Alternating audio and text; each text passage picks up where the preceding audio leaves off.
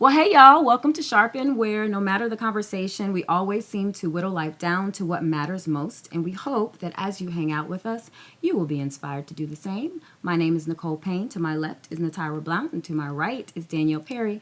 And as you can see, we are missing our sister Lynn Root today, but by God's grace, she will be back with us the next time. So today's topic is, can I be corrected? What you got? Because I'm still thinking. I don't over think I here. got. I know I got something, but I just feel like I don't have now. Because what keeps coming to my mind is what somebody else does, but this isn't about somebody else. This is about me. Right. Yeah. So it's tricky. Yeah. It is. is tricky. And I want to be able to to give an example. When I did not respond wisely, externally, obviously, because when we go through correction, we might not respond wisely internally a whole bunch before the correct external response. I mean, for me, I can really only think about my husband because I feel like sometimes that's where our guards are down. Like we get in that whole moody kind of like, we may not show it to, Oh yeah, somebody else outside your house. like how we show it to our spouse. Right. You know what I mean? Yes. Yes. So I mean, I'm corrected quite a bit by Jared.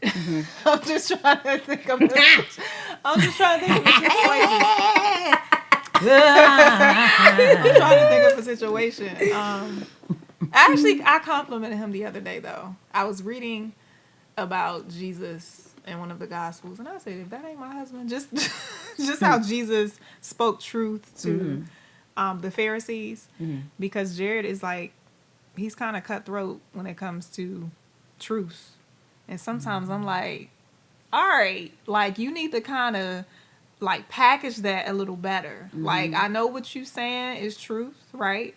But if you don't present it to me in a way that is just like put a little salt on it, like season it a little bit. You know what I mean? Yeah. Savor. You know what I mean?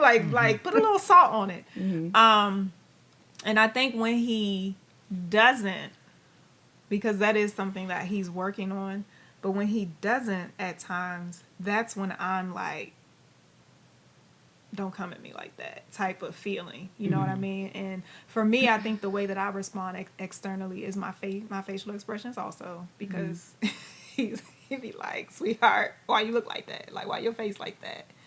And I don't always, what's the word? If I'm quiet, that's when he also knows like something's going on. So for me, it's kind of, I get in a recluse, I guess, like I just kind of like sit back and be like, okay. So if I'm not talking, that's when he knows like, yeah, something's wrong. So I would say for me, as far as like an external thing that I do when I'm corrected well is if I don't receive it well initially, I'll get quiet and my face shows that something's wrong with me. And I may say the wrong thing as well if I don't watch my words. I mean, that's the best that I have in this moment, Nick. I don't know. I'm trying to be real specific, but. So when you don't watch your words, do you let them linger, or do you come back and show accountability for them? I try my best to come back. Because there are some times where, I don't know if it happens with y'all, but you say stuff and it's like you mean it in the moment. And then it's like, when you sit and think about what you said, it's like, okay, I know I shouldn't have said that. And honestly, sometimes you don't want to go back and say, I apologize, I shouldn't have said that. But I try my best. I try my best to come back and make sure that I say, you know what, that wasn't right what I said, and I shouldn't have said that. So I've learned with the words part, how I have learned. I do hold it in for a minute. kind of like when you open the soda and you know the soda's gonna, and you just turn it a little bit, and only a little bit seeps out, and then you just kind of close it and you give it a minute, and then you open it and it doesn't flow. Okay. But I have learned how to kind of just wait, but it's in the form of a shutdown. So very similar to what you were saying. Okay, what's wrong? Nothing. It's been it'll go for a minute, because I know. Now, first of all, that's a lie, Right. but I don't feel like saying I don't want to talk about it right now, because then you're going to ask me another question. So I just be like, I'm good. You want? I'm fine. I'm just gonna go, and then I avoid. Yes. And but lately, I have a good little basket of accountability partners that I can talk to. This most recent time I called Lynn, and she just let me unload. She let the soda just explode, and she kind of helped me kind of. And when I talked to her, I told her, I said, if I say something now, it's gonna come out. Ooh, that thing gonna come out. That thing gonna come out wrong, and I don't want to do it because I knew better, so I knew what I wanted to say and how I was feeling didn't match up with what I was bothered by. It wasn't all that bad, but I was still pretty not happy. Yeah. So I told her, I said, but if I say something now, it's gonna be a whole thing, and it doesn't need to be. But I just got to get it. Like, I could feel it was so much pressure because I was so tense with whatever with what it was, and I couldn't talk to the person that caused it. So I went to Lynn and I talked to her, and then the next day, a good time into the next day, I was able to then talk in the right tone with the right context. So it doesn't always feel good. It's physically like you're holding something in. Like, and it's very uncomfortable. But for Lauren, like, you don't have to unload on said individual. Yeah. Just unload on somebody who's not even a part of it, who you can trust, who will help talk you down. And you have to know, like, I can't talk to so-and-so because they're going to have my back, and it's going to be like, let me tell you something, because every time, like, no, that's dead wrong, because, and I'm like, no, I can't talk to said individual. This is going to pump me up more. Yeah. Then I'm going to come and be like, so first of all, because, and it's just not going to be, so to know who and when, and it turned out, it was a good conversation. It was something where there was maybe a little bit of correction attached to what I needed to say. Yeah. But timing and tone, all that matters. That's good. Yeah. Because when it comes to correcting, like, we feel like, we can give you a Bible verse and then just talk to you like you fool to fool. And it's not right. It's not. Why? I some people just, I guess some people don't think it does, but tone, delivery, timing, that all it matters. Absolutely. It matters. If you think it doesn't, we might say something that is on and necessary and could be helpful. Right. But since your delivery was fish flash funky, they not going to get it. And the point's not going to be made. Fish flash. Yeah. The point's not going to be, your point's not going to get across. Absolutely. Because they got up a wall, like, you kidding me? When I'm 5 years old now? You talking to me like that? Yeah. Step off. So I think all of that matters when it comes to this. I agree. Well, you all are, you helped me find one. Or something of the sort. Because you're talking about timing, you're talking about taking a beat, giving it a minute. I used to not do that. See?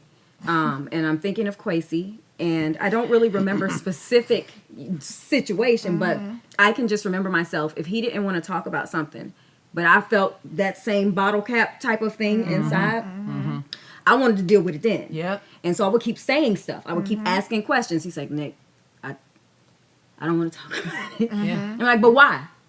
But so when I did this, or when this happened to like, why you didn't just then, Nick? Yeah. and then he would say, because if I say something now, same thing for you. Right. If I say something it ain't now, gonna come it's out good. not going to be good. Yeah. And I'll be like, so what? No. Like, No. why you can't say it now? You still Why going. you still going? You That's still that's going. what y'all just brought up. Still going. Like not being humble enough to then try to exercise patience. Yeah. And if the man ain't ready to talk, he ain't ready to talk. He's not ready to talk. And you Yeah. have to respect that and know that there's wisdom in that. Yeah. Take a beat. Leave it alone for now so that y'all ain't trying to clean up something that could have been avoided. Yep. So that was my problem. That's when I would not respond wisely to his correction of, Nick, just leave it alone. Yeah. Right? Yeah. Now I'm grateful that I'm different. Experience in marriage and relationship and communication. Yeah, I've learned. So, yeah. Because I here's the thing. You know how nowadays, well, I'll speak for myself, but I'm confident you guys might see the same. I can laugh and hear my mother's laugh. Or I can say something and be like, dang, Nana sure would have said something just like that. Character traits that I have and have had to allow God to prune, some of them were passed down from my mom. Some of them passed down from dad. You know what I mean? Or learned behaviors from family members or parents. Yeah. And it's just, it's kind of eye-opening, and my mom, I know she's going to see this. She would agree and say the same thing. And we've talked about these things, like, as you're growing and as you're maturing and as you see things that kind of surface from your life, you look at it and say, because my mom would say, her mom, my grandmother, she would do these things. And my mom, as she was growing and raising me, would determine, I ain't going to do that. You know what I mean? And so, because my mama was a little fiery, and when I would get in those kinds of moments, I'd be like, whoa, you're allowing to surface what's learned or what you've seen before. Right. And so, that's just a part of growing up and maturing. You got to know what to keep, what to allow God to prune, what to put away from you, Absolutely. Yeah. Yeah. That's good. All right. Next question. What are your thoughts? And we've kind of touched on this, and I heard I heard a word repeated a lot. But what are your thoughts about the way correction should be done? I heard done in love. I heard that. I heard seasoning. I heard How do you do that? the Salt Bay. Yeah, Timing and tone and timing and tone. Yeah. But even choosing your words wisely. So what I love a lot of things about Montague. One of the things I love the most is that he will take his time with if he needs to relay something, especially if he knows she's probably not going to enjoy this. However, it needs to be just the way he chooses his words. And, it's not like he's afraid to have those conversations. Right. I'm not that much of a pill. But he just doesn't want to hurt. He doesn't want to hurt me because he knows if anybody's words can hurt me, it will be his. Right. So he's he's always very careful with his words. When he has something that needs to be said or something that needs to be addressed. And sometimes I get mad because he won't say anything. And then I'll be like, well, I told you, I said something the other day. I tried to ask, you said you didn't say anything. And he would say, well, I didn't know what to say yet. Or, I was too angry to say anything. So I know that he exercises that same type of discipline. Yep. Because sometimes we, feel like I got Bible, I got verse, I have examples, I got exhibit A, B, C, D. So I'm right. And you could be right. And you feel like right then, let me just give you all this. And it just is. It's not always time. Yeah. it's just not always time, and I don't know if we always get that when it comes time to correct. It's just not always time. That's good. It's not always time, and I think going back to what you said, Natira, how you spoke to Lynn before you spoke to your husband, I think that that's something that we should do if necessary. I think we should go to a trusted source first before we correct someone, or your situation was different. I don't think you were in the mode of correcting. You were receiving correction, But I did no, it was something that I needed to kind of. It was a little correcting that I needed to do okay.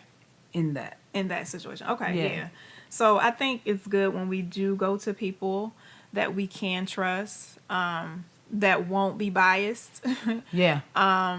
Because sometimes we're not able to individually, like by ourselves, do it well. So to have someone else show us how to do it or give suggestions, I think that that's helpful as well. And I tried calming down before I called Lynn. I tried to listen to worship music. I couldn't get my mind together to pray. And I couldn't find a place where I could do it out loud because of the situation. And I didn't need the kids to hear what I'd say, and I didn't want Montague to hear. I guess I have a big mouth. So I couldn't find a place where I could out loud. But then my mind was so cluttered. Yeah. I couldn't pray. Right. Like right. I just couldn't. And I took a shower. Did I say that already? I tried to take a shower and calm down and I was still just very all up in here, just so bothered. Yep. And I just remember when I finally did talk to her, and she was like, "You need to slow down. You need to calm down," because she was about to catch it. But she was right. Like, girl, what are you doing? Why are you up there? And I just could not get myself right to feel like I could give that soft answer that was necessary at the time. Yeah. So that was like literally what I had to talk to. I had to talk to somebody. Yeah. Right, yes, honey. Yeah. I had to. Absolutely. I've been in the book of 1 Corinthians lately, looking at gifts of the Spirit, and I was trying to find the exact verse, but when we're talking about how correction should be done, love should be at the base of it. And then love will then affect how it's delivered, or should affect how it's delivered. In somewhere between 1 Corinthians chapter 10 and 1 Corinthians chapter 14, the Apostle Paul basically gives a message that, the Holy Spirit gives this person the ability to do this, and this person the ability to do this, and then this person.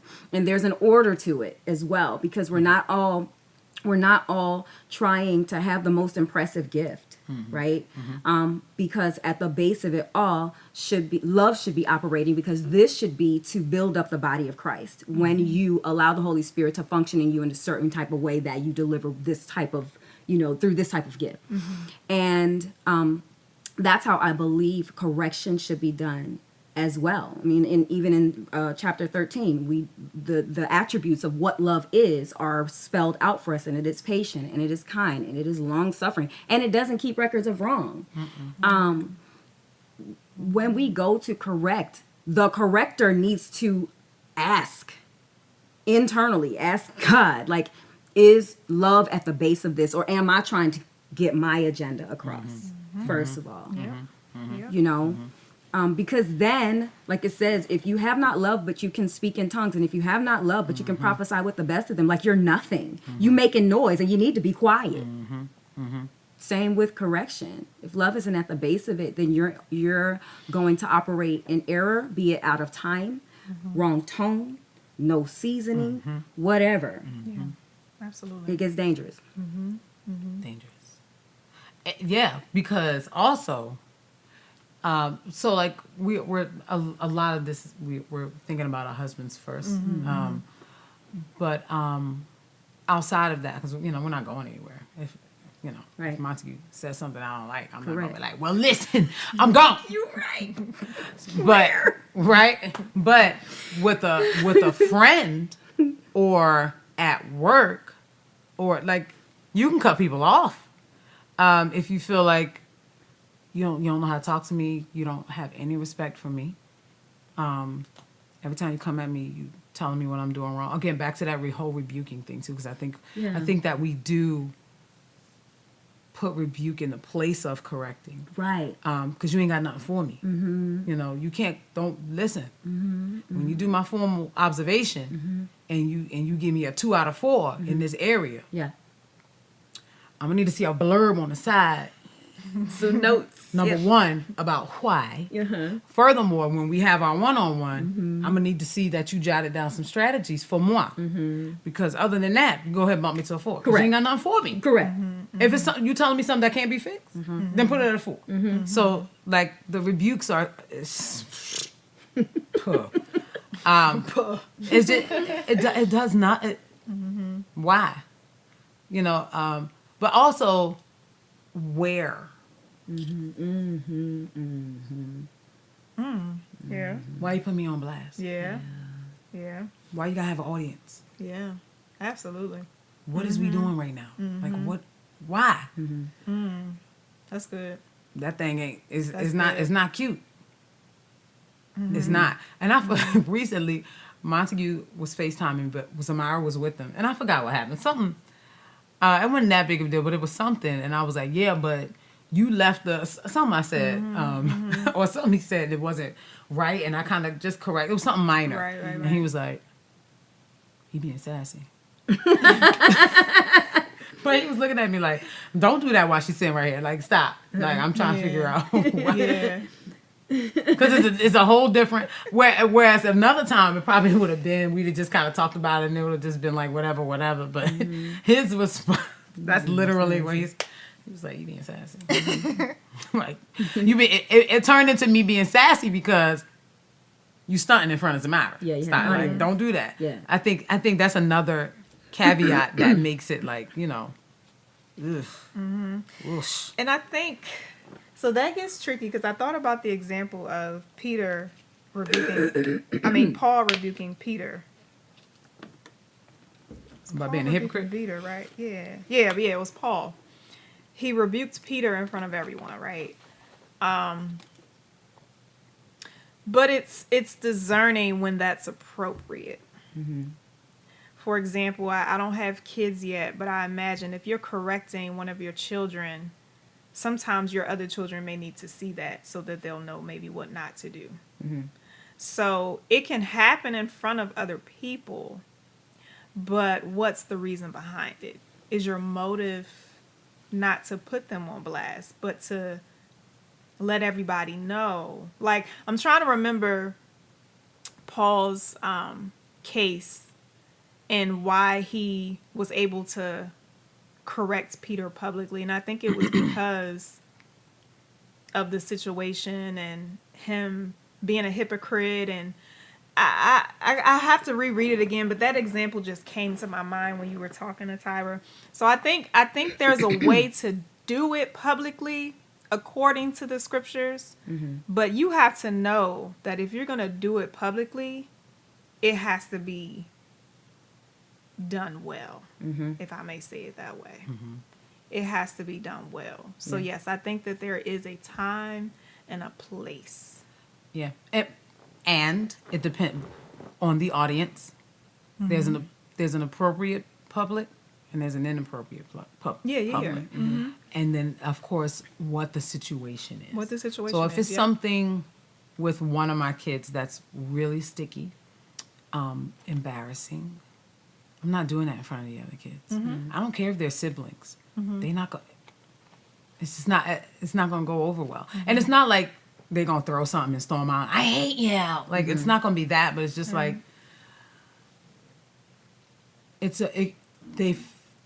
they understand that they feel the love more when you respect it enough to say, Gideon, go downstairs.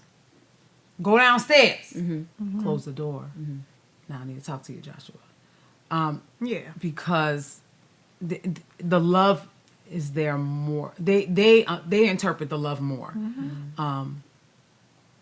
Now, if it's something where this happened, but even still, because if this happened, but I need all the kids in the house to know that this can't happen on any front. The correction might still be in private. And then, now we really do, but we are going to have a family conversation about it so that we don't see it happen again. Right. And then, there's just a way to do it. It's a way to do it. Where that love, you can see it. If I'm saying it where you understand what I mean. I understand and I agree. And I'm thinking of, too, when, again, making sure that it's done well, praying about it, maybe talking to somebody else about it to see if you should present it publicly. Because I know that there are situations where some things happen in front of an audience. So as far as correction goes, sometimes the correction needs to be done so that the audience can see that it's done because everybody saw maybe what took place. Yes. Well, You know listen, what I mean? you embarrass me in a grocery store. You're going to get popped in front of everybody in the grocery. You scream first. He who laughs last. I always tell my kids, I say, all right, you can do that. You can act up if you want to. You're going to be the last one embarrassed. You're going to be the last one embarrassed.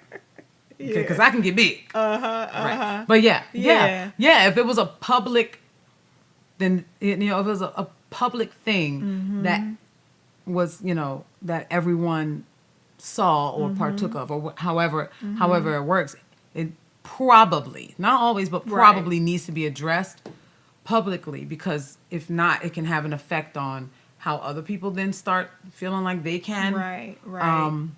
Or it's a thing now, like, because this happened, but ain't nobody say nothing then. Yeah, and that's where I'm kind of going with that, because sometimes when it happens in front of an audience and the audience doesn't see the correction done, all they have in their mind is what took place. Yeah, that it happened and now everything's fine. Yeah. So don't say nothing to me when sometimes you kind of just need that kind of closure. You know what I mean? And Public announcement. And That's true. That's not to say that the correction is being done for the first time in front of everybody. You may have had a private conversation with whoever it needed to be had with. Yeah.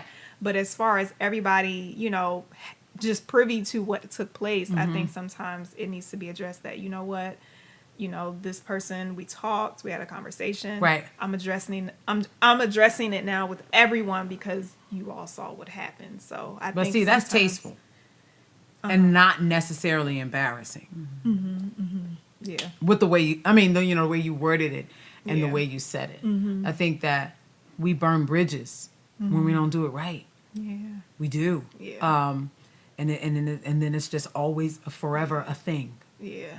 And it becomes a wound that doesn't heal correctly because it wasn't addressed correctly or just in a way where you really want to make sure that the love is still there. Because people are going to do things they shouldn't. People are going to do things that they know good and well, and other people might know about it and think things will happen, but we need to be mature enough, and I can't pinpoint where that scripture is that talks about and I'm paraphrasing, of course, but as best we can to try and get along with or live peaceably with people of God. And I think that we feel like, well, this is what they did, so we're just going to address it like that. And then wonder why you're burning bridges. And now they feel like they can't trust you, or they can't come to you, or they don't want your company anymore, or, that relationship is done. And that's the hard part about doing it right. Because you can do it right and people be mad at you. Yes. Hey, can't please everybody. Yeah, you can't please everybody. That ain't on this girl. My therapist helped me with that. Yes. But it's when we don't. Yeah. And then now it's a pride Yeah. thing between the both of us. Right. Yeah. And it just Right. fizzles away into a wasted opportunity. Yeah. And another thing that comes to mind, I'm sorry, Nick, because we just been speaking a lot for the It's last okay. 5 minutes, whatever. But something else that Tara said 10. might have been some. Ah. But something else that comes to mind too is, some people have the mentality of, well, I just speak truth. And so they need to know. Yeah. But That's that Taraji B. Henson boy. but sometimes you don't need to say anything at all. Correct. And then other times, just because you speak truth doesn't mean that it doesn't need to be packaged a certain Appropriately, way. yeah. You know what I mean? And I know you said that already, Natira, but I just can think of a situation for me where someone was telling me about myself, things that were right, things that were true, but the way that it was being said to me was like, it was hard to receive because you're kind of saying it in a way of, because I'm just letting you know, because you duh, and you duh. But if it's not said right, it's like, yeah, you're right. I do need to work on that. I do that sometimes, and yeah, you're right. But it's still kind of like, but why you had to say it like that? Because it almost feels like there's something in you so strong against me. Yeah, there's another That- agenda. Yeah, that I Besides can't correcting. really, it's like, yeah, you're right, but where is the love, So I think even with people who are very just direct in speaking their truth also need to make sure that it's tactfully done. And I say people, I don't say I, because this is something that I'm working on as far as being more verbal with expressing just my feelings in general. But I'm saying for people who, I don't care, shoot, they gonna know how I feel. Okay. West Should Coast. you say that right now? And if you do say it, make sure you put some salt on it. So, yeah. But I like what you said too. Not everything needs to be said. I just don't. I don't think that we don't always have to unload everything on to people. Yes. And I think sometimes we take on a responsibility that we don't need to have. By being the unloader. Yeah, yeah, and just feeling like I mean, these are facts. They're not unmerited. What's that word? I just had that word in my head. Unwarranted? Unsolicited. I mean, just like your again, your timing stinks. Your delivery stinks. And it's a missed moment, or just a missed opportunity for it to be something that can be done it can be done in love. And I'm not saying love means soft. Right.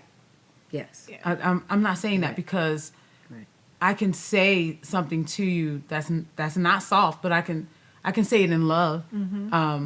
Still, and it still might sting, but I said it in love. Yes, But we got to go back to what does the Bible say love. We talk about like she just need a little tough love. What does that mean? Because I'm looking and I don't see where it love. I see love, patient love is kind, love is tough. What version is that? The Message Bible. So like we sometimes feel like this person just needs to be roughed up a little bit. That's your job. I remember I was in this organization. They would say like, but we just need to break people down so we can build them back up. Who told you to do that? That's your job? That's your That's responsibility? what the armed services do. What did you talking about?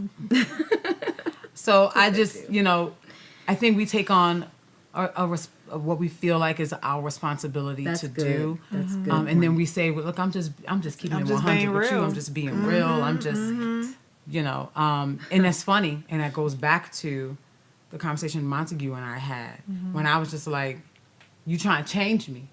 But I'm just trying to be real with you. And we hide behind that phrase and use it to be rude. Okay, y'all. Well, that was today's episode of Sharpen on Can I Be Corrected? Where, like every time, no matter the conversation, we always seem to whittle life down to what matters most. And we hope that today, as you hung out with us, you were able to, or you were inspired to do the same. And so we thank y'all so much for being with us. Lynn, we miss you. And miss you. next time, you're going to be with us or whatever. If you like this video, please like, please share, please comment, and subscribe to the channel, YouTube, Spotify, yes, and Facebook. Just be. Oh, look, we said it at the same time. Just be, y'all. So we'll see y'all next time, okay? Ciao. Ciao. Bye.